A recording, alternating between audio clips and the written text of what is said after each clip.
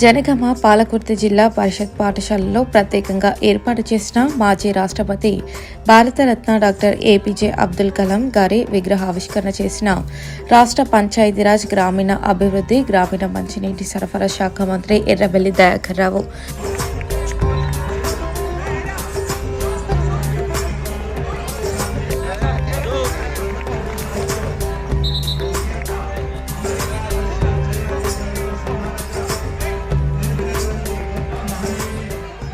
అనంతరం మంత్రి ఎర్రబెల్లి దయాకర్ రావు విద్యార్థులతో కలిసి మధ్యాహ్న భోజనం చేశారు. ఉత్తమ సేవలు అందించిన ఆ స్కూల్ అటెండర్ భిక్షపతిని మంత్రి సత్కరించారు. ఈ సందర్భంగా మంత్రి ఎర్రబెల్లి దయాకర్ రావు మాట్లాడుతూ జీవితమంతా శాస్త్రవేత్తగా విద్యావేత్తగా సమాజం కోసం పాటుపడిన మహనీయులు డాక్టర్ ఏపీజే అబ్దుల్ కలాం అని, అబ్దుల్ కలాం నీతికి నిజాయితీకి నిలవెత్తు నిదర్శనమని, ఏమాత్రం ఆడంబరం లేని సాదాసీదా సామాన్య జీవితం గడిపాడని అన్నారు. స్వదేశీ రాకెట్లను తయారు చేసి అంతరిక్షంలోకి పంపాడని, కలాం ఆధ్వర్యంలోనే అనేక రాకెట్లు తయారయ్యాయని, విజయవంతంగా ప్రయోగించబడ్డాయని మంత్రి మాట్లాడారు. కలాం జీవితం యువతకు ఆదర్శమని అన్నారు. ఆయన చెప్పినట్లు పిల్లలు కలలు కనాలని, వాటిని సాధించుకోవాలని, ఆయన లాంటి ఉన్నతమైన చదువులు చదివి గొప్పవారు కావాలని తెలిపారు.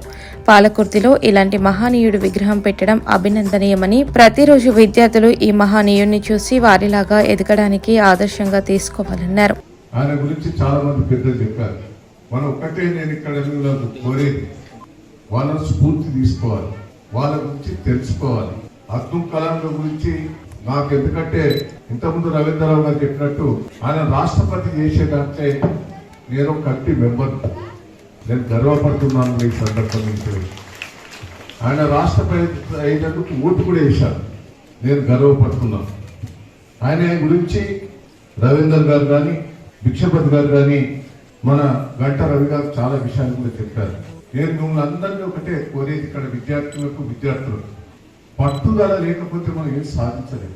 ముఖ్యంగా పట్టుదల, ఏది కూడా ఈజీగా తీసుకోవద్దు. నేను మిమ్మల్ని అందరినీ రిక్వెస్ట్ చేస్తున్నాను, మన తల్లిదండ్రులు కానీ మన బంధువులు కానీ కోరుకునేది మన బిడ్డ పైకి రావాలి, నా కొడుకు పైకి రావాలనే ఆతృత ఉంటుంది. ప్రేమ అభిమానాలు పెంచుకోవాలి. మోసాలు చేసినోడు ఒక్కసారి గెలుతాడు, రెండోసారి ఓడిపోతాడు. రాజకీయాలలో కూడా ఒక్కసారి ఎమ్మెల్యే రెండుసార్లు గెలుతారు చాలా మంది. ఇటు ముచ్చట అటు చెప్తారు, అటు ముచ్చట ఇటు చెప్తారు, వీళ్ళు మోసం చెప్తారు, వారి కథ చెప్తారు. అది మూడోసారి అర్థమవుతుందా లేదా? అర్థమైన తర్వాత అరే వీడు ఇటు ముచ్చట అటు చెప్తాడు, అటు ముచ్చట ఇటు చెప్తాడు, మోసాలు చెప్తాడు, రెండోసారి ఓడిపోతాడు. మనం మోసాలు కూడా చేయొద్దు, అబద్ధాలు కూడా ఆడద్దు, వాస్తవాలు చెప్పుకుంటే మనం ముందుకు పోవాలి. ఈ సందర్భంగా 10వ తరగతిలో 10పై 10 మార్కులు వచ్చిన 5గురికి గంట రవీందర్ తమ స్వచ్ఛంద సంస్థ మహాత్మా హెల్పింగ్ హ్యాండ్ తరపున తలా 10,000 చొప్పున పంపిణీ చేశారు. నిత్యం జనంలోనే జనంతోనే ఉండే మంత్రి ఎర్రబెల్లి దయాకర్ రావు తన స్థాయి స్థానం కోసం ఏనాడు చూడరు.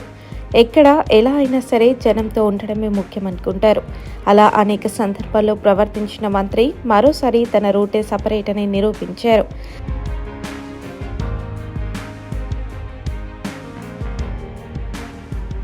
తాజాగా పాలకుర్తి నియోజకవర్గ కేంద్రంలో మాజీ రాష్ట్రపతి అబ్దుల్ కలాం విగ్రహ ఆవిష్కరణకు వెళ్తూ జనగామ జిల్లా లింగాలగన్పూర్ మండలం కొందారం పటేల్గూడెం క్రాస్ రోడ్ వద్దకు చేరుకున్నారు. అక్కడ నియోజకవర్గంలోని సింగరాజుపల్లి, ఆ చుట్టుముట్టు గ్రామాలకు చెందిన పలువురు మంత్రిని కలిశారు. ఈ సందర్భంగా మంత్రి ఆ పక్కనే ఉన్న చిన్న గుడిసె హోటల్ ముందు ఆగారు. అక్కడే ప్రయాణికుల కోసం వేసి ఉన్న ఓ చైర్ మీద కూర్చొని వాళ్లతో కాసేపు మాట్లాడారు. ఈ సందర్భంగా వారు సింగరాజుపల్లి చుట్టుముట్టు గ్రామాలను కలిపి మండల కేంద్రం చేయాలని మంత్రికి విజ్ఞప్తి చేశారు.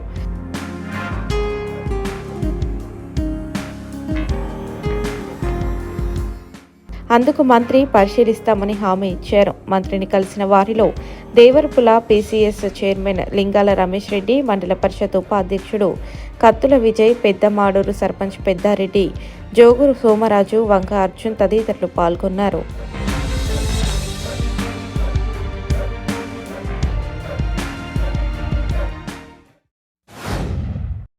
వరంగల్ రాయపర్తి మండల కేంద్రంలో తెలంగాణలో మొదటిసారి ప్రారంభం చేస్తున్న వీధి లైట్ల పైలట్ ప్రాజెక్టులో భాగంగా 480 ఎల్ఈడీ లైట్లను రాష్ట్ర పంచాయతీరాజ్ గ్రామీణ అభివృద్ధి మరియు ఆర్డబ్ల్యూఎస్ శాఖ మంత్రులు ఎర్రబెల్లి దయాకర్ రావు ప్రారంభించారు.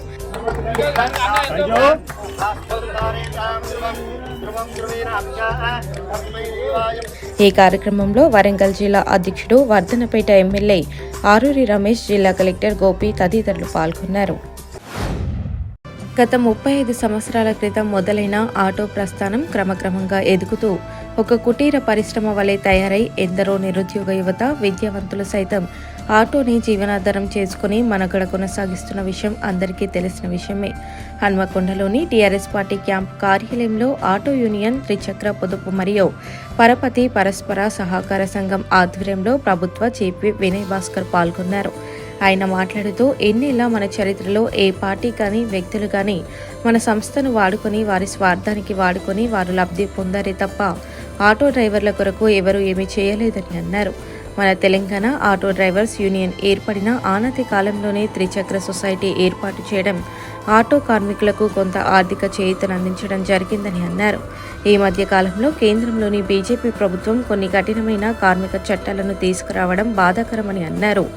ఆటో పొదుపు సంఘాన్ని మరి 2 సంవత్సరాల క్రితం ఏర్పాటు చేయడం జరిగింది. అందులో భాగంగా మరి ఈరోజు 1.5 కోటితోని ఈ పొదుపు మరి పెంపొందించుకోవడం జరిగింది.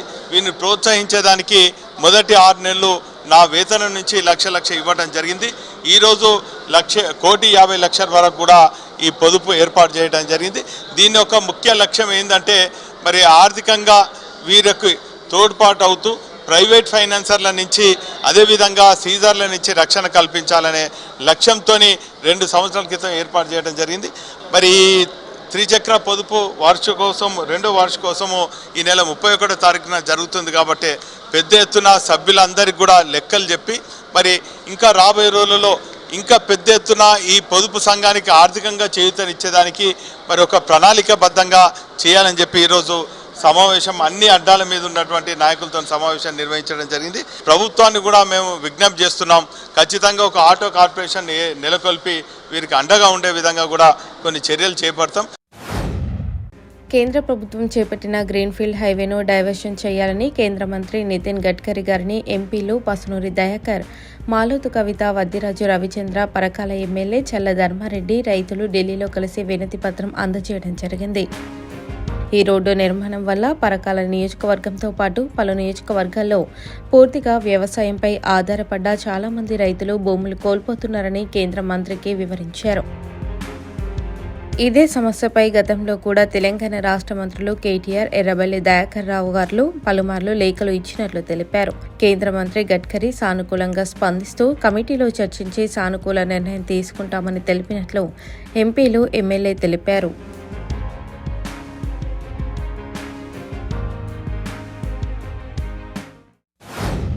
వరంగల్ భరోసా మరియు షీ టీమ్ సంయుక్తంగా ఏర్పాటు చేసిన ఇంటర్ కాలేజీ స్కిట్ కాంపిటీషన్ పోటీలను తెలంగాణ మహిళా రక్షణ విభాగం అదనపు DGP Swati Lagra, Warangal municipal mayor Gundu Sudharani, Warangal collector Rajiv Gandhi, Warangal collector Gopi, Warangal police commissioner doctor Tarun Joshi, KMC principal Mohan Das జ్యోతిని వెలిగించి కార్యక్రమాన్ని ప్రారంభించారు.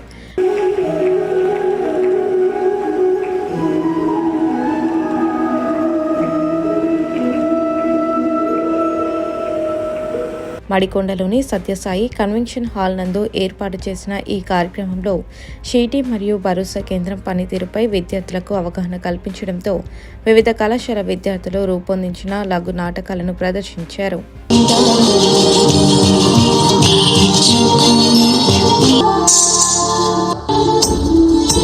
What do you mean? Then we will check your efficiency tonight. Will that be okay to you? Mind your language. అవసరం ఏముంది? అంతేకానే తన జీవితాన్ని తీసుకెళ్ళి ఇంకొకరి చేతుల్లో పెట్టడం ఎంతవరకు న్యాయం అంటారు? So this particular program is being organized on the occasion of completion of 2 years of Bharosa Center in Warangal Commissionerate. This center was started way back in the year 2020 on 29th of June. So we have just completed about 3-4 weeks back we completed our 2 years. And our team is amazing.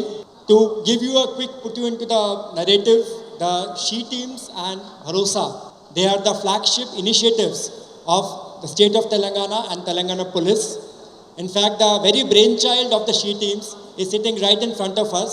I remember Swati madam is actually, she is the one who is a brainchild for the SHE teams, which has won accolades not only in Telangana, not only within India, but also across.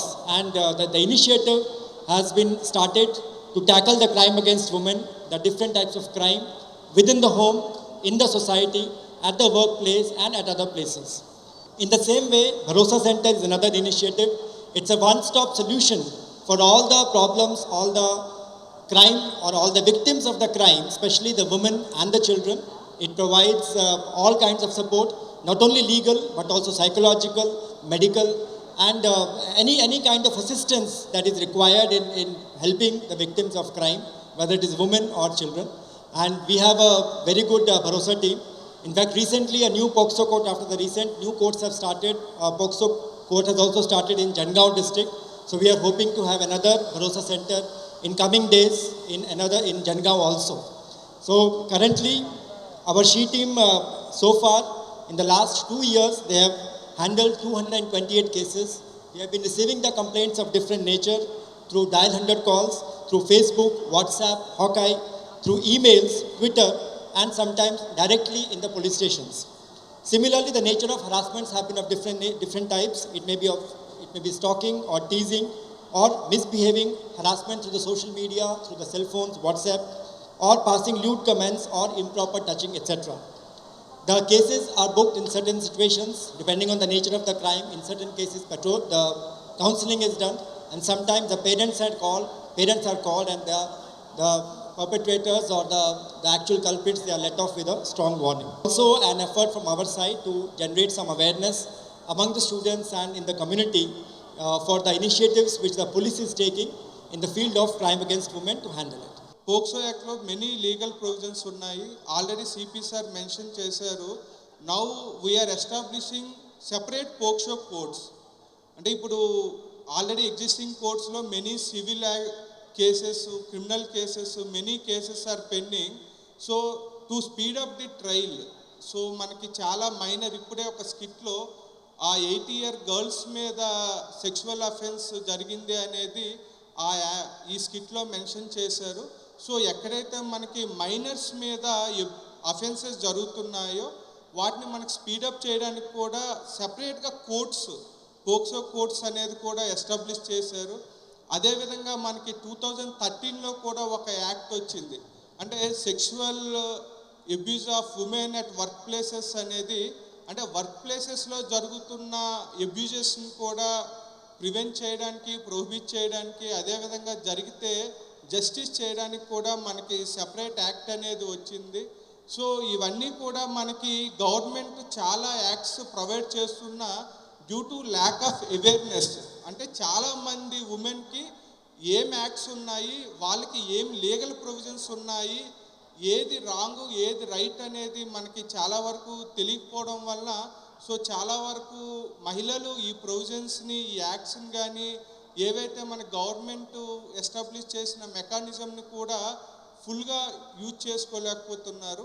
అంటే only మనకి offences అంటే only major అఫెన్సెసే కాదు, even minor offences కూడా, even psychological mental abuse కూడా మీకు offences కిందే వస్తుంది. అంటే only physical abuse is not the only abuse. Any form of abuse, if it is like economical, emotional or psychological abuse also, it is one form of the offense. So ivanni meeku teliyali. Telangana ఇచ్చిన తెలంగాణ తల్లి AICC అధ్యక్షురాలు Sonia గాంధీపై ED అక్రమ నోటీసులు జారీ చేయడాన్ని, రాహుల్ గాంధీని అక్రమంగా arrest చేయడాన్ని నిరసిస్తూ టీపీసీసీ ఆదేశాల మేరకు హన్మకొండ, వరంగల్ జిల్లా కాంగ్రెస్ పార్టీ అధ్యక్షులు నాయని రాజేందర్ రెడ్డి ఆధ్వర్యంలో హన్మకొండ జిల్లా కాంగ్రెస్ భవన్లో సత్యాగ్రహ దీక్ష నిర్వహించారు. సేవ చేసే ఉద్దేశంతో స్టార్ట్ అయింది. మరి గురించి నీకు ఏమన్నా కొంచెం తెలుసా? నేనంటావు చాయ్ వాళ్ళ అని. ఈ సందర్భంగా నాయని రాజేందర్ రెడ్డి మాట్లాడుతూ, దేశంలో ప్రతిపక్షాలు ప్రజాస్వామ్యం, ప్రజల పక్షాన పోరాటాలు చేసేవారు లేకుండా చేయాలని బీజేపీ చేస్తున్న కుట్రలో భాగంగానే సోనియా గాంధీ, రాహుల్ గాంధీపై అక్రమ కేసులు పెట్టి ఈడీతో విచారణ పేరిట వేధింపులకు పాల్పడుతున్నారని అన్నారు. దీని గురించి దేశ ప్రజలు ఆలోచించాలని, మోదీ పాలనలో ఆకాశాన్నంటిన నిత్యావసర వస్తువుల ధరలు పెరిగిన పెట్రోల్, డీజిల్, చివరకు పసిపిల్లలు తాగే పాలపైన కూడా జీఎస్టీ విధించడంతో ప్రజలు తీవ్రమైన దుఃఖంలో ఉన్నారని అన్నారు. ఏడాదికి 2 కోట్ల ఉద్యోగాలు ఇస్తానని అధికారంలోకి వచ్చిన మోదీ గత కాంగ్రెస్ ప్రభుత్వాలు ఏర్పాటు చేసిన ప్రభుత్వ రంగ సంస్థలను, ఇతర సంపదను అమ్మివేస్తూ ఉద్యోగ అవకాశాలు లేకుండా చేశారని అన్నారు. ఎక్స్ ఎంపీ సిరిసిల్ల రాజయ్య మాట్లాడుతూ నేషనల్ హెరాల్డ్ పత్రిక కాంగ్రెస్ పార్టీది. కాంగ్రెస్ పత్రికకి కాంగ్రెస్ పార్టీ డబ్బులను అప్పుగా ఇచ్చిందని, ఇందులో ఎక్కడ మనీ లాండరింగ్ జరిగిందని విచారణ చేయడం ప్రజలను తప్పుదోవ పట్టించడమే అని, సోనియా గాంధీ, రాహుల్ గాంధీకి మద్దతుగా నిలిచి దేశాన్ని కాపాడుకోవాల్సిన అవసరం ఉందని అన్నారు. దేశానికి స్వాతంత్రం తెచ్చిన పార్టీగా నవభారత నిర్మాణం చేసిన కాంగ్రెస్ పార్టీగా దేశాన్ని కాపాడుకోవాల్సిన అవసరం ఉందని తెలిపారు. అప్రతిష్ట పాలు చేయటానికి ఈ యొక్క బీజేపీ ప్రభుత్వం కుట్రపూరితంగా ఈడీ పేరట ప్రతిరోజు ఆఫీస్కి పిలవటం. కారణం ఏంటిదంటే వాళ్ళు గాంధీ కుటుంబాన్ని అప్రతిష్ట పాలు చేయడానికి ఒకటైతే, రెండవది వాళ్ళు చేసే దుర్మార్గపు పాలన. అంటే నేడు పాల మీద కూడా జీఎస్టీ విధిస్తూ, నిత్యావసర వస్తువుల మీద పన్ను విధిస్తూ, అడ్డగోలుగా ప్రజల మీద పడి దోచుక తినడానికి చేస్తున్నటువంటి ప్రయత్నంలో ఇక్కడ దృష్టి మళ్లించడానికి గాంధీ కుటుంబానికి నోటీసులు ఇచ్చి పిలిస్తే ఈ దృష్టి మరలుతుంది. సుమారు 40,000 కోట్ల రూపాయలు నెలకు పన్నులు విధిస్తూ, అంటే సంవత్సరానికి 5 లక్షల కోట్ల రూపాయలు అడ్డదారులు. అంటే సామాన్య కుటుంబాల మీద పడేటి నిత్యావసర వస్తువుల మీద నేను చెప్పేది. ఇలాంటి దోచడం, ఆదాని అంబానీ లాంటి వాళ్ళకి దోచిపెట్టడం, వీటిని ప్రజలు ఎక్కడ తిరగబడి అడుగుతారో, ప్రతిపక్షాలు ఎక్కడ తిరగబడి అడుగుతారో అనే ఒక దురుద్దేశంతో గాంధీ కుటుంబాన్ని ప్రతిపక్షం లేకుండా చేయడానికి ఒక కుట్ర అయితే, గాంధీ కుటుంబానికి ఉన్న మంచి పేరు, ఆ కుటుంబం చేసినటువంటి త్యాగాలు, ఆ కుటుంబానికి కాలి గోటికి సరిపోని ఈ ప్రతిపక్ష పార్టీలకు తెలిసిందలా ఏదైనా ఒకటే ఉన్నదంటే అది అధికారం ఉన్నది కదా, బలుపెక్కి అణచివేయడానికి చేసే ప్రయత్నం మాత్రమే అని చెప్పి మీ ద్వారా మనవి చేస్తున్నాను. మా అధినేత్రి సోనియా గాంధీ గారిని ఈడీ ఆఫీస్కి పిలిపి ఆమెను నైతికంగా దెబ్బతీసి కాంగ్రెస్ పార్టీని నిందపాలు చేయడానికి చేసినటువంటి కుట్ర ఇది. అప్రజాస్వామ్యము. ఈ దేశంలోని ప్రజాస్వామ్యాన్ని కూని చేస్తూ ఉన్నారు. భారత రాజ్యాంగాన్ని అవమానపరిచేటువంటి కుట్ర జరుగుతూ ఉంది. ఈ దేశానికి స్వతంత్రం ఇచ్చిన పార్టీగా, తెలంగాణ రాష్ట్రాన్ని ఇచ్చిన పార్టీగా ప్రజాస్వామ్య వ్యవస్థను కాపాడే ధర్మం కాంగ్రెస్ పార్టీ మీద ఉందనేటువంటి మాట ఈ సందర్భంగా గుర్తిస్తూ ఉన్నాను. బ్రిటిష్ పరిపాలన నుంచి, నిరంకుశ పరిపాలన నుంచి ఈ దేశానికి స్వేచ్ఛా స్వాతంత్రాన్ని అందించిన ఘనత కాంగ్రెస్ పార్టీది. ఈ ఆర్ఎస్ఎస్ మూల సిద్ధాంతమైనటువంటి సిద్ధాంతాన్ని కట్టుకొని కాంగ్రెస్ పార్టీని ప్రజల నుంచి దూరం చేయాలి, ఆర్ఎస్ఎస్ భావజాలాన్ని పైకి తీసుకురావాలి, గాంధేయ మార్గాలను అణిచివేయాలి, గాడ్సే మార్గాన్ని బయటకు తీసుకురావాలనేటువంటి ఒక కుట్ర జరుగుతూ ఉంది బీజేపీ ప్రభుత్వం అనేటువంటి మాట ఈ సందర్భంగా తెలియజేస్తా ఉన్నాను. బీజేపీ ప్రభుత్వం కుట్రల ద్వారా రాజ్యాలను, ఎన్నికైనటువంటి రాజ్యాలను చీల్స్తూ ఉన్నారు, పార్టీలను చీల్స్తూ ఉన్నారు. ఎవరైతే వినకపోతే వాళ్ళను ఈడీ, సిబిఐ కేసులు పెట్టి బెదిరించి అదిరించి ప్రజాస్వామ్యాన్ని అపహాస్యం చేస్తూ, కూని చేస్తూ పరిపాలన సాగించేటువంటి నెపంతో మోదీ ప్రభుత్వం ముందుకు వెళ్తూ ఉంది. ఈ మోదీ ప్రభుత్వం పతనానికి మరొక ఉద్యమానికి తెరదీయవలసిన అవసరం ఉంది అనేటువంటి మాట తెలియజేసుకుంటూ, నేను కాంగ్రెస్ పార్టీ నాయకులకు, కార్యకర్తలకు, ఈ రాష్ట్రంలో, ఈ దేశంలో ఉన్నటువంటి ప్రజాస్వామ్యవాదులకు అందరికీ విజ్ఞప్తి చేస్తూ ఉన్నాను. ఈ కార్యక్రమంలో వర్ధనపేట కోఆర్డినేటర్ నమ్మిళ్ల శ్రీనివాస్, కార్పొరేటర్లు తోట Venkanna, Pothula Sriman, Puli Anil Kumar, state coordinator Tautam Ravinder, rural ఉపాధ్యక్షులు కొండెంతి కొమరారెడ్డి మరియు తదితరులు పాల్గొన్నారు. తెలంగాణ రాష్ట్రం ఏర్పడ్డాక మున్సిపల్ కార్మికులతో పాటు అవుట్సోర్సింగ్ కార్మికులకు వేతనాలు పెంచిన ఘనత మన రాష్ట్ర ముఖ్యమంత్రి కేసీఆర్దేనని తెలంగాణ కార్మిక విభాగం వరంగల్ జిల్లా అధ్యక్షుడు సురేష్ అన్నారు. వరంగల్ నగరంలోని సాయి కన్వెన్షన్ హాల్లో తెలంగాణ రాష్ట్ర కార్మిక విభాగం వరంగల్ జిల్లా అధ్యక్షుడు సురేష్ మాట్లాడుతూ, కొంతమంది నాయకులు కార్మికులను మోసం చేసి ప్రభుత్వానికి వ్యతిరేకంగా ఆందోళన చేస్తున్నారని, కార్మికుల బాగోగులు తెలుసుకున్న రాష్ట్ర ముఖ్యమంత్రి కేసీఆర్ మొదటగా కార్మికులకు వేతనాలు 30% పెంచారని వరంగల్ తూర్పు శాసనసభ్యులు నన్నపునేని నరేందర్ కార్మికులు ప్రైవేట్ వ్యక్తుల వద్ద అధిక వడ్డీకి డబ్బులు తీసుకుంటున్నారు అన్న సమాచారంతో వారందరికీ కెనరా బ్యాంకు నుండి 50,000 లోన్ ఇప్పించారని, కానీ ఇవేమీ తెలియని కొంతమంది కార్మికులు తప్పుదోవ పట్టించే ప్రయత్నం చేస్తున్నారని, కార్మికులెవరూ తమ వైపు తెలుసుకొని జాగ్రత్త పడాల్సిన బాధ్యత ఉందని సురేష్ అన్నారు. పోరాట సాధించుకున్న తెలంగాణ రాష్ట్రంలో ఈరోజు కేసీఆర్ గారి నాయకత్వంలో వరంగల్ నగరంలో ఉన్నటువంటి తూర్పు ఎమ్మెల్యే నన్నపనేని నరేందర్ గారి నాయకత్వంలో కార్మికుల పక్షాన ఈరోజు ప్రభుత్వం ఉందనే దాంట్లో అనేక రకాల నిదర్శనాలు ఉన్నాయి. ఈరోజు అనేక మంది కొన్ని కార్మిక సంఘాలు, కుల సంఘాలు కార్మికుల యొక్క ఐక్యతను చీల్చే విధంగా, అట్లాగే వాళ్ళ పబ్బం గడుపుకోవడం కోసం, వాళ్ళ ఉనికి కోసం ఈరోజు అనేక మంది అనేక రకాలటువంటి విమర్శలు చేస్తూ ఉన్నారు. ఒక్కసారి ఆలోచిస్తే ఈరోజు కార్మికుల కోసం పనిచేస్తున్నటువంటి గవర్నమెంట్ గా టీఆర్ఎస్ ప్రభుత్వం ఉంది. ముఖ్యంగా తెలంగాణ రాష్ట్రం ఆవిర్భవించిన తర్వాత గతంలో ఉన్నటువంటి పాలకులు, ప్రభుత్వాలు ఏవైనా కానీ అనేక సందర్భాలలో పోరాటాలు, ధర్నాలు, లాఠీ దెబ్బలు, కేసులు, అనేక పోరాటాలు చేసినా కూడా కార్మికులను పట్టించుకున్నటువంటి పరిస్థితిన లేకుండేది. కానీ తెలంగాణ వచ్చిన తర్వాత గౌరవ ఎమ్మెల్యే గారు వరంగల్ నగరంలో కార్మికులు పడుతున్నటువంటి శ్రమను గుర్తించి కౌన్సిల్లో మేయర్గా ఉన్నప్పుడే కార్మికులకు 8,700 నుంచి 12,500 రూపాయలు పెంచాలని చెప్పని తీర్మానం చేసి కేటీఆర్ గారిని ఒప్పించి జీతాన్ని పెంచిచ్చినటువంటి ఘనత తూర్పు ఎమ్మెల్యే నన్నపనేని నరేందర్ గారిది. అట్లాగే కరోనా కాలంలో కార్మికులు అనేక ఇబ్బందులు పడుతున్నటువంటి పరిస్థితులలో కార్మికులను గుర్తించి కేసీఆర్ గారు ఎలాంటి రిప్రజెంటేషన్స్ కానీ, ఎలాంటి పోరాటాలు కానీ, ఎలాంటి అడగక ముందే కూడా సఫాయి అన్నా, నీకు సలాం అన్నా, నీ శ్రమను ప్రజలందరూ గుర్తించుకుంటారని చెప్పని అనేక సందర్భాలలో మాట్లాడి కార్మికుల శ్రమని, కార్మికులు సఫాయి కార్మికులు అంటేనే గుర్తించినటువంటి గత పాలకులకి ఇప్పుడున్నటువంటి టీఆర్ఎస్ ప్రభుత్వంలో ఉన్నటువంటి కేసీఆర్ గారు వాళ్ళని పిలిచి వాళ్ళకి భోజనం పెట్టి ప్రభుత్వ ఉద్యోగులతో సమానంగా కార్మికులందరికీ కూడా 30% అటువంటి పీఆర్సీని పెంచి ఈరోజు గత 2 ఏళ్ల నుంచి అమలు చేస్తున్నటువంటి ప్రభుత్వం ఏకైక ప్రభుత్వం ఈరోజు టీఆర్ఎస్ ప్రభుత్వం. కానీ కొంతమంది వాళ్ళు కార్మికులను ఉపయోగించుకొని, కార్మికులను ముందు పెట్టుకొని గౌరవం పొందడం కోసమో, ఏదో సంఘాలు పెట్టుకొని నడుపుకోవడం కోసమో కొన్ని సంఘాలు, అట్లాగే కుల సంఘాలు కూడా కార్మికులను చీల్చేటువంటి ప్రయత్నం చేస్తూ వారికి సంబంధించినటువంటి విమర్శలు చేస్తా ఉన్నారు. ఈరోజు కార్మికులు కాలంలో పనిచేస్తే కేసీఆర్ గారు గుర్తించి అడగకుండానే కార్మికుల యొక్క కుటుంబాలు గడవడం కోసం 5,000 రూపాయలు ఉచితంగా ఇచ్చారు. పిలిచి ప్రతి ఒక్క కార్మికుని అకౌంట్ లో 5,000 రూపాయలు వేశారు. అట్లాగే కార్మికులు ఎప్పటికీ పనిచేస్తున్న కాలంలో బుక్కులు పెట్టుకుని అప్పుల పాలవుతున్నారు. వడ్డీ వ్యాపారుల దగ్గర వడ్డీలకు తీసుకుంటారని చెప్పని చేస్తే తూర్పు ఎమ్మెల్యే నరేందర్ అన్న గారు కెనరా బ్యాంక్ లో కార్మికులందరూ ఉచితంగా 50,000 వరకు ఎలాంటి ఆంక్షలు లేకుండా, ఎలాంటి షరతులు లేకుండా 50,000 వరకు లోన్ తీసుకొని కూడా వాళ్ళ జీతం నుంచి కట్ చేసుకున్నటువంటి పని చేశారు. ఈ రోజు కార్మికుల సంక్షేమం కోసం పనిచేస్తున్నటువంటి టీఆర్ఎస్ ప్రభుత్వం కార్మికుల కోసం అందరికంటే ఎక్కువ మొత్తంలో పారిశుద్ధ కార్మికులను గుర్తించేటువంటి ప్రభుత్వం ఈరోజు టీఆర్ఎస్ ప్రభుత్వం. కాబట్టి ఇట్లాంటి వాటన్నింటినీ కూడా కార్మికులందరూ గమనిస్తున్నారు. ఎక్సైజ్ నిబంధనలను ఉల్లంఘించి సమయపాలన లేకుండా నగరంలో నిర్వహిస్తున్న తిరుమల, సప్తగిరి, తులసి, ఇంద్రకిల, రౌద్రి, బాలాజీ, సరస బార్లపై టాస్క్ ఫోర్స్ బృందం వరంగల్ ట్రై సిటీలోని బార్లు మరియు రెస్టారెంట్లపై దాడి చేసి ఎక్సైజ్ నిబంధనలను ఉల్లంఘించి బార్లను మరియు ముందస్తుగా తెరిచిన 6 బార్ మేనేజర్లను మరియు ఒక కార్మికుని అరెస్టు చేసి మద్యాన్ని స్వాధీనం చేసుకున్నారు.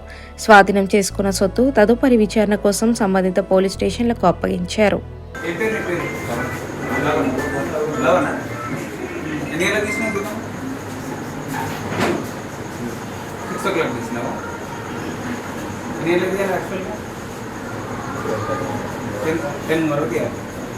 అంతే కదా, 6 కెన్ తీసిండు. ఎవరు మీ ఓనర్? ఓనర్ ఎవరు? కుమారస్వామి. కుమారస్వామి మన పాటలు ఎవరికి వచ్చింది? లైసెన్స్ ఎవరికి వచ్చింది? మిషన్కి వచ్చింది. మిషన్ నుంచి కుమారస్వామి తీసుకున్నాడా?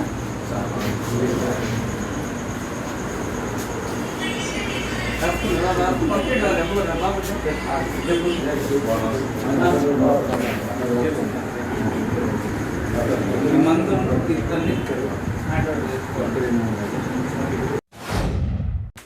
కేంద్ర రాష్ట్ర ప్రభుత్వాలు అవలంబిస్తున్న ప్రజా వ్యతిరేక విధానాలను ఎండగడుతూ పనిచేయాల్సిన వామపక్ష పార్టీలు సామాజిక శక్తులు కూడా ఎండగట్టడంలో విఫలమయ్యారని ఎంసీపీఐయు రాష్ట్ర కార్యదర్శి రవి అన్నారు.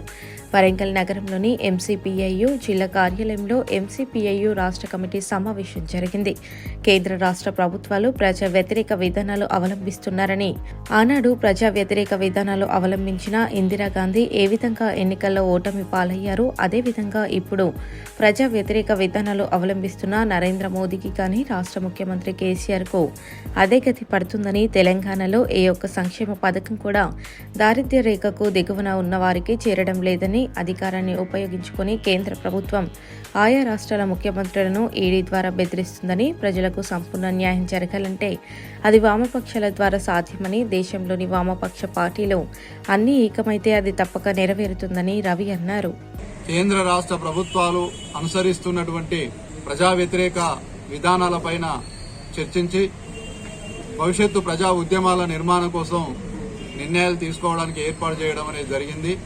ఈరోజు కేంద్రంలో అధికారంలో కొనసాగుతూ ఉన్నటువంటి ఎన్డీఏ బీజేపీ ప్రభుత్వం చాలా దుర్మార్గమైనటువంటి పద్ధతుల్లో నిర్ణయాలను తీసుకుంటా ఉంది. కేంద్రంలో సంపూర్ణమైనటువంటి మెజార్టీ ఉన్నదనేటువంటి ఆలోచనతోటి ప్రజల యొక్క జీవన విధానంతో ఈరోజు కేంద్ర ప్రభుత్వం ఆటలాడుకోవడం అనేది జరుగుతూ ఉంది. గతంలో తుగ్లకు పన్ను వేశాడు, జుట్టు పన్ను వేశాడని చెప్పి చరిత్రలో చదువుకున్నాం. కానీ ఈ రోజున నరేంద్ర మోడీ ప్రభుత్వం జీఎస్టీ పేరుతోటి శివాల మీద కూడా పన్నులు వేస్తూ, శ్మశాన వాటికల మీద పన్నులు వేస్తూ, పసిపిల్లలు దాగేటువంటి పాల మీద కూడా జీఎస్టీని విధించి ఈరోజు తీవ్రమైనటువంటి వ్యాపార దృక్పథంతో భారతదేశాన్ని పరిపాలన చేస్తున్నటువంటి ఒక దౌర్భాగ్యమైనటువంటి స్థితిని ఈ దేశ ప్రజలు అనుభవించాల్సినటువంటి పరిస్థితి ఏర్పడతా ఉంది. పార్టీలో ఉండనటువంటి భావనతోటి తీసుకుంటున్నటువంటి ప్రజా వ్యతిరేక విధానాల్ని గనక మానుకోకపోయినట్లయితే గతంలో చరిత్రలో చూసినటువంటి నియంతృత్వ ప్రభుత్వాలు ఏవి కూడా చరిత్రలో మనుగడ కొనసాగించలేదు, కాలగర్భంలో కలిసిపోయాయి. ఆనాడు నాకు తిరుగులేదు అనుకున్నటువంటి ఇందిరాగాంధీ ఎమర్జెన్సీని ప్రకటించి ఆ తర్వాత ఎన్నికల్లో చిత్తుగా ఓడిపోయినటువంటి చరిత్ర 75 ఆ పరిపాలనలో చూశాం. మరి ఈ రోజున బీజేపీ కూడా ఇందిరా అడుగుజాడల్లోనే నడుస్తూ ఈ దేశాన్ని ఒక అప్రకటిత ఎమర్జెన్సీ పద్ధతుల్లో కొనసాగిస్తా ఉన్నటువంటి విధానాన్ని ఎంసీపీ పార్టీ తీవ్రంగా వ్యతిరేకిస్తా ఉన్నది. వానాకాలం 2021-22కు సంబంధించి సీఎంఆర్ రైస్ను నిర్ణీత కాలంలోగా అందివ్వాలని జిల్లా కలెక్టర్ సిహెచ్ శివలింగయ్య మిల్లర్లకు సూచించారు. కలెక్టర్ కార్యాలయంలో జిల్లా పౌర సరఫరాల శాఖ ఆధ్వర్యంలో సీఎంఆర్ రైస్పై జిల్లాలోని రా, బాయిల్డ్ రైస్ మిల్లర్లతో, అధికారులతో అదనపు కలెక్టర్ భాస్కర్ రావుతో కలిసి కలెక్టర్ సమావేశం నిర్వహించారు. ఈ సందర్భంగా కలెక్టర్ మాట్లాడుతూ 44,000 మెట్రిక్ టన్నుల ధాన్యాన్ని త్వరితగతిన బియ్యంగా మార్చి అందజేయాలన్నారు. మిల్లర్లు రోజువారీగా ఎంత ధాన్యాన్ని బియ్యంగా ఇస్తున్నారన్నది అధికారులు నివేదిక ఇవ్వాలన్నారు. అలాగే మిల్స్ వద్ద సిబ్బందికి విధులు కేటాయించాలని అధికారులను ఆదేశించారు. మిల్లర్లు 24 గంటల పాటు ధాన్యంను బియ్యంగా మార్చేందుకు మిల్స్ను నడిపించాలని, రోజువారీగా లక్ష్యాలను రూపొందించుకుని సీఎంఆర్ రైస్ను ఇవ్వాలన్నారు. ప్రభుత్వం నిర్దేశించిన గడువులోగానే బియ్యాన్ని అందజేయవలసి ఉంటుందన్నారు. ఈ సమావేశంలో జిల్లా పౌర సరఫరాల శాఖ అధికారిని రోజారాణి, సివిల్ సప్లై జిల్లా మేనేజర్ సంధ్యారాణి, తహసీల్దార్లు, సివిల్ సప్లై డీటీలు, ఏఎంబి సతీష్, మిల్లర్లు తదితరులు పాల్గొన్నారు.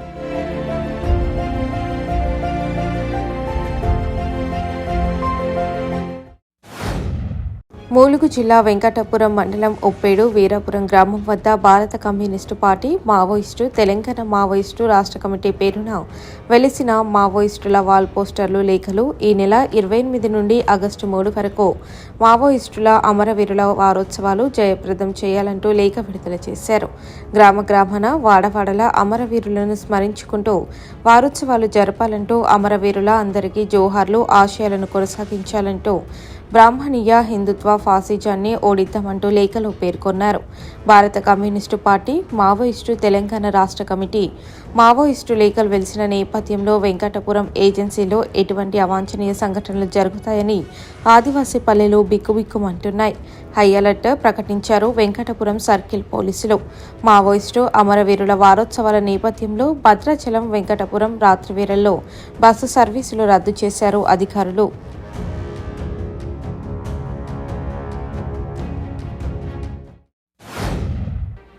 ములుగు జిల్లా వెంకటపురం, వాజేడు మండలాల్లోని వరదకు గురైనటువంటి గోదావరి వరద బాధితులకు జీటీఎస్ఎస్ఎస్ క్రైస్తవ స్వచ్ఛంద సంస్థ ఆధ్వర్యంలో 16 మంది నిరుపేద బాధిత కుటుంబాలకు వెంకటపురం మండల జడ్పీటీసీ పాయం రమణ చేతుల మీదుగా బియ్యం, నిత్యావసర సరుకులు పంపిణీ చేశారు.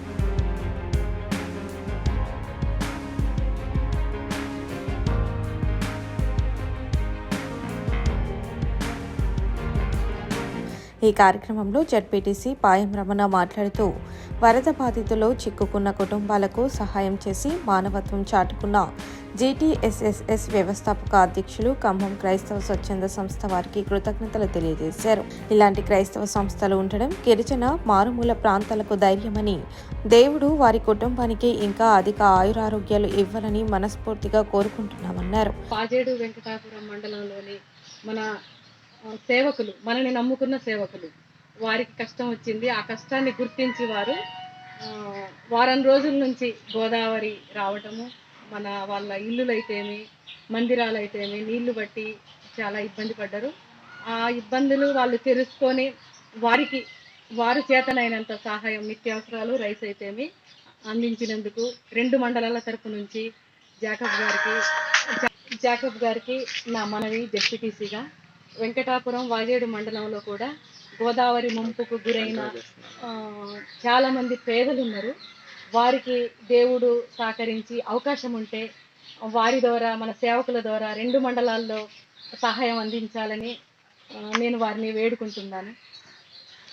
ఈ కార్యక్రమంలో వాజేడు ఏరియా నాయకులు ముప్పిరి దామోదర్, వెంకటపురం ఏరియా నాయకులు G Premraj, Venkatapuram area Kalaprasad, pastor Murram Rajesh, Suloman, Nathaniel, Yesubabu, Yohanu, Timothy, social media incharge Karni Nageswararao, Mattai తదితరులు పాల్గొన్నారు.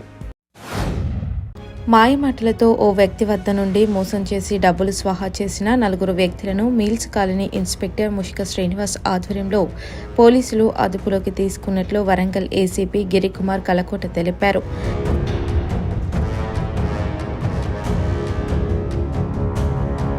మిల్స్ కాలనీ పోలీస్ స్టేషన్లో ఏర్పాటు చేసిన పాత్రికేయుల సమావేశంలో ఏసీపీ మాట్లాడుతూ పాలకుర్తికి చెందిన లక్ష్మీ నరసయ్య భూమి అమ్మిన డబ్బులతో వరంగల్ బస్టాండ్ సమీపంలో ప్రణాళిక ప్రకారం ఆ వ్యక్తిని ఆటోలో ఎక్కించుకుని లేబర్ కాలనీ ప్రాంతంలోని ఓ వైన్ షాప్ ముందు ఆటోను నిలిపి మద్యం తాగిపించి సుమారు 2 లక్షల నగదును దొంగలించారు.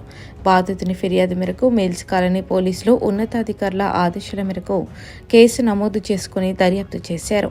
పోలీసులకు అందుబాటులో ఉన్న టెక్నాలజీని, సీసీ కెమెరాల ఆధారాలతో పక్కా సమాచారం అందుకున్న పోలీసులు 4 అదుపులోకి తీసుకుని విచారించగా నేరం చేసినట్లు నిందితులు ఒప్పుకున్నారు. 19వ తారీఖు నాడు సాయంత్రం అందాజు 7 గంటల సమయంన లొంక ఐలయ్య అని చెప్పేసి పాలకుర్తి మండలానికి సంబంధించినటువంటి వ్యక్తి ఈయన వరంగల్ పట్టణానికి వచ్చేసి ఒక బార్ షాప్లో కూడా, బార్ అండ్ రెస్టారెంట్ కూడా మందు కూడా తాగుతారు. ఫస్ట్ తాగినప్పుడు అతని కాడ ఉన్నటువంటి డబ్బులని ఒక ఇద్దరు కలిసి అబ్జర్వ్ చేస్తారు. చేసిన తర్వాత వాళ్ళు ఊరికి పోదామని చెప్పేసి వరంగల్ బస్ స్టాండ్ కాడ పోయి ఒక ఆటో ఎక్కిపోతుంటే అదే ఆటోలో ఈ 4 మన వెనుక కనిపిస్తున్నటువంటి ఈ 4 కూడా అదే ఆటోలో ఎక్కడం జరిగిన తర్వాత వీళ్ళు తెలంగాణ జంక్షన్ కాడికి పోయిన తర్వాత ఆటో ఆపుకొని మందు తాగుదామని చెప్పేస్తే అతను కూడా తాగుదామని చెప్పేసి వీళ్ళు పరిచయం చేసుకున్న తర్వాత అతను బాగా తాగి సోయి లేకుండా కింద పడిపోయినప్పుడు అతని జోబులో ఉన్నటువంటి 1,99,000 రూపాయల నగదుని, అతను సంబంధించిన సెల్ ఫోన్ కూడా 2 తీసుకొని అక్కడి నుంచి 4 వెళ్ళిపోయి పంచుకుంటారు వీళ్ళు డబ్బులు. సోయి వచ్చిన తర్వాత బయటకు వచ్చిన తర్వాత ఆయన డబ్బులు, సెల్ ఫోన్ కనిపించకపోయాక ఏమంటే మనకు పోలీసులు దరఖాస్తు ఇస్తే మరుసటి రోజు ఇచ్చేస్తే దాని ప్రకారం మనం కేసు నమోదు చేసేసి విచారణ చేస్తాము. దీంట్లో ముఖ్యంగా ఏంటంటే అతను సెల్ ఫోన్ పోయిన తర్వాత సెల్ ఫోన్ టవర్ లొకేషను, అంతేకాకుండా వీళ్ళు వరంగల్ బస్ స్టాండ్ కాడ నుంచి తెలంగాణ జంక్షన్ వరకు వచ్చినటువంటి మార్గంలో అక్కడక్కడ ఉన్నటువంటి సీసీ కెమెరాలలో నమోదైనటువంటి వీళ్ళ యొక్క చిత్రాలు ఇవన్నీ కూడా చూసి సిడిఆర్ కూడా అనాలిసిస్ చేసేసి ఈ చాకచక్యంగా 4 నేరస్తులను పట్టుకున్నారు. 4 నేరస్తుల పేర్లు వచ్చేసి ఎడ్ల కుమారు, దువ్వ అనిత, శీలం రమ, పెరుమాళ్ళ సురేష్, వీళ్ళందరూ నలుగురు కలిసి కూడా ఒక గ్యాంగులాగా ఏర్పడేసి ఎక్కడ అంటే అక్కడ వేములవాడ కాంచి మొదలు పెడితే రకరకాల ప్రాంతాల్లో కూడా వీళ్ళు తిరుగుతూ ఉంటారు. అమాయకులను కనిపించేస్తే వాళ్ళ కాంచి డబ్బులు ఈ రకంగా మభ్యపెట్టేసి మోసం చేసి వాళ్ళు మత్తులో ఉన్నప్పుడు లేదా నిద్రలో ఉన్నప్పుడు తీసుకొని పోవడం కూడా జరుగుతుంది. సో ఈరోజు సకాలంలో నిందితులను అదుపులోకి తీసుకున్న inspector Srinivas, SI Rajender, police సిబ్బందిని ఏసీపీ గిరికుమార్ కలకోట అభినందించారు. సో ఈరోజు వీళ్ళని పట్టుకున్నాము. ఇది 1,99,000 రూపాయలు దొంగతనం చేసిన తర్వాత వాటి నుంచి ఒక ద్విచక్ర వాహనాన్ని 45,000 రూపాయలకు మొదటి నేరస్తుడు ఎడ్ల కుమార్ అని అతను కొనుక్కున్నాడు. ఆ బైక్ను కూడా మేము అక్కడ కూడా చూడండి స్వాధీనం చేసుకున్నాము. అంతేకాకుండా వీళ్ళ కాడ మిగిలినటువంటి డబ్బులు ఖర్చు పెట్టగా మిగిలిన డబ్బులు 1,15,000 రూపాయలు నగదును కూడా స్వాధీనం చేసుకున్నాము. ఈ నగదు అండి 1,15,000 రూపాయలు వాళ్ళు కొనుగోలు చేసినటువంటి ఒక వాహనం. ఈ వాహనాన్ని 1,15,000 రూపాయల నగదు కూడా స్వాధీనం చేసుకున్నాము. ఈ యొక్క కేసులో బాగా కష్టపడి పనిచేసి నేరస్తులని కేసు డిటెక్షన్ చేసేందుకు పనిచేసినటువంటి షఫీ, పవర్ సింగ్, సాంబయ్య మరియు ఇన్స్పెక్టర్ గారు మరియు రాజేందర్ ఎస్ఐ గారిని అభినందిస్తున్నాను.